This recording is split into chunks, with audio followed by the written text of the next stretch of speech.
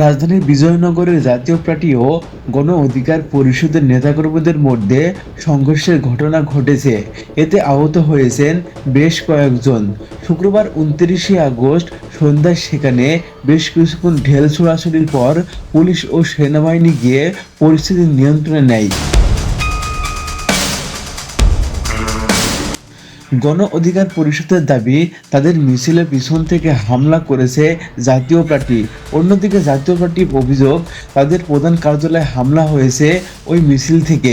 গণ অধিকার পরিষদের উচ্চতর পরিষদ সদস্য আবু হানিফ এক বার্তায় বলেন, আওয়ামী লীগের রাজনীতি নিষিদ্ধের দাবিতে সন্ধ্যায় তাদের বিক্ষোভ কর্মসূচি ছিল।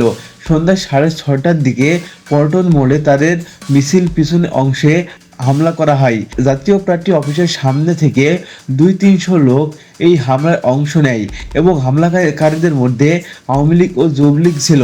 এক পর্যায়ে গণ অধিকার পরিষদের নেতাকর্মী ও সমর্থকরা প্রতিরোধ করলেও সেখানে সংঘর্ষের সূত্রপাত হয়।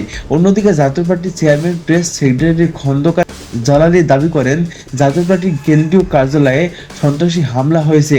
শুনতে পাচ্ছি ফের জাতীয় পার্টির কার্যালয়ে হামলা চালানো হতে পারে।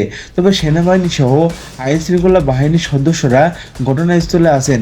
জাতীয় পার্টির মহাসচিব শামীম হায়দার পাটোয়ারি বলেন, গণ অধিকার পরিষদের হামলা আমাদের বেশ কিছু নেতাকর্মী আহত হয়েছেন, এখন অনেকে হাসপাতালে আছেন।